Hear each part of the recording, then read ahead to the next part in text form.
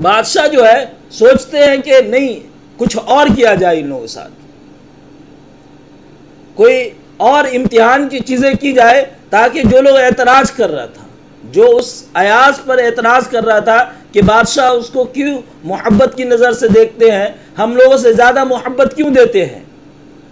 پھر بادشاہ کو ایک دن یہ بات سوچی اور وہ سب کو جمع کر کے یہ اعلان کیا کہ آج ہم تم سب کے عقل کا امتحان لیں گے. آج تم سب کے عقل کا امتحان لینا ہے، ہم کو شام میں سب کو جمع ہونا ہے.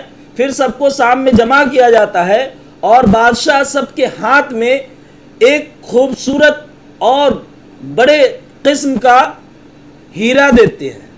اور جیسے ہیرا سب کے ہاتھ میں دیا جاتا ہے اور اس کے ہاتھ ہیرا کے ساتھ ساتھ ایک ہتھوڑی بھی دیا جاتا ہے، اور کہا جاتا ہے کہ اس ہیرے کو ہتھوڑی سے توڑنا ہے.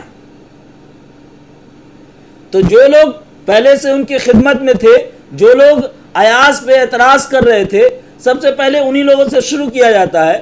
تو ان لوگوں کو جیسے دیا جاتا ہے تو وہ دیکھتے ہیں ارے اتنا خوبصورت ہیرا ہے، اتنے کیرٹ کا ہیرا ہے، اتنا قیمتی ہیرا ہے، اس کو توڑنے والا آدمی بے وقوف ہی ہوگا، نہ عقل ہی ہوگا، جاہل گمار ہوگا جو اس کو توڑے گا.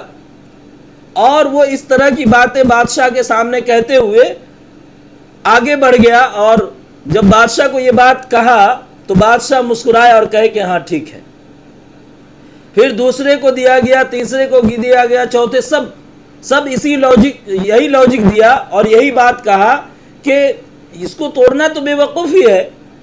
پھر جب ایاز کے پاس گیا تو ایاز اس ہیرے کو لیا اور ہتھوڑی سے توڑ دیا. اب جیسے یہ ہتھوڑی سے توڑا ہے، جو لوگ اعتراض کرنے والے تھے ان لوگوں کی تو سمجھیے کہ لاٹری لگ گئی.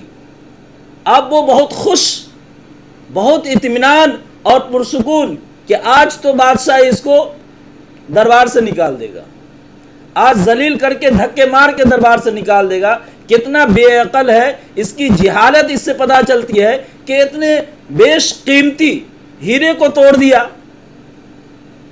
جب بادشاہ کی نظر پڑتی ہے اور وہ دیکھتے ہیں کہ ہیرے کو توڑ دیا ایاز، تو بادشاہ کہتے ہیں کہ ایاز تم نے ہیرے کو توڑ دیا، اتنا قیمتی ہیرا کو. تو پھر ایاز کہتا ہے کہ بادشاہ سلامت، میرے دل میں یہ بات آئی اور میں نے یہ سوچا کہ ہمارے پاس دو آپشن ہیں.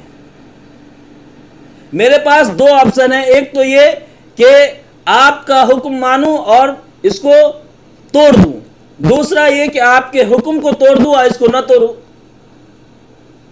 تو میرا دل یہ گواہی دیا کہ بادشاہ کے حکم کی تعمیل کی جائے اور اس کے حکم کو مانتے ہوئے اس کو توڑ دینا چاہیے، کیونکہ آپ کے حکم کی جو حیثیت ہمارے پاس ہے، اس کی جو قیمت ہے میری نظر میں، اس ہیرے سے سینکڑوں ہیرے سے زیادہ بڑھ کر کے آپ کے حکم کی قیمت ہماری نظر میں ہے، اس کی حیثیت ہمارے نظر میں ہے، لہٰذا اس لیے ہم نے اس کو توڑ دیا. اب ظاہر سی بات ہے کہ یہ لوگ پریشان ہو گئے یہ جواب سن کر کے. اس واقعے سے بھی ہم لوگوں کو کیا سمجھ میں آتا ہے کہ اللہ تعالیٰ نے ہمیں زندگی دی، اچھا رزق دیا، ہاتھ پاؤں سلامت ہیں ہمارے، آنکھ کان سلامت ہے ہماری، ہر چیز دیا. اس کے بعد اللہ جب اپنے مؤذن سے مسجد سے بلاوا بھیجتے ہیں لوگوں کو، جب مؤذن مسجد سے آزاد دیتا ہے اور جب بلاتا ہے کہ آؤ کامیابی کی طرف، آؤ نماز کی طرف، تو کیا ہم اللہ کے حکم پر لبیک کہتے ہوئے مسجد کی طرف دوڑتے ہیں؟ کیا اللہ کے حکم کو مانتے ہیں؟ ایک بندے کا دوسرے بندے سے ایسی محبت کہ اس کے حکم کو سامنے رکھ کر بیش قیمتی پتھر جو ہیرا ہے اس کو توڑ ڈالتا ہے. لیکن آج کیا ہم اپنے نقصانات کے ڈر سے دکان کھلی نہیں رکھتے؟ کیا ہمیں نقصان کا ڈر نہیں ہوتا اپنے دکان کو بند کرتے ہیں؟ کیا ہمیں ایسا نہیں کرنا چاہیے کہ اللہ کی طرف سے بلاوا آیا ہے ہم اپنے دکان کو بند کر دیں؟ کتنا نقصان ہوگا. اللہ کے حکم سے بڑھ کر یہ چیز تو نہیں ہے۔ آج ہمارے دل میں یہ بات کیوں نہیں پیدا ہوتی؟ کاش یہ بات ہمارے دل میں بھی پیدا ہوتی کہ اللہ کا حکم دنیا کی ہر چیز سے زیادہ قیمتی ہے، اور اس کا حکم آخر ہے ہمارے لیے، پتھر کی لکیر ہے، ہر حال میں ہم کو ماننا چاہیے۔ کاش ہم ایسے ہی ہوتے کہ اللہ کے حکم پر، جیسا کہ کہا گیا ہے کہ مسلمان وہ ہے جو اللہ کے حکم پر اپنی جان، اپنے مال اور اپنے سب کچھ قربان کر دینے والے کا نام مسلمان ہے۔ سب چیز قربان کر دینے والے کا نام مسلمان ہے۔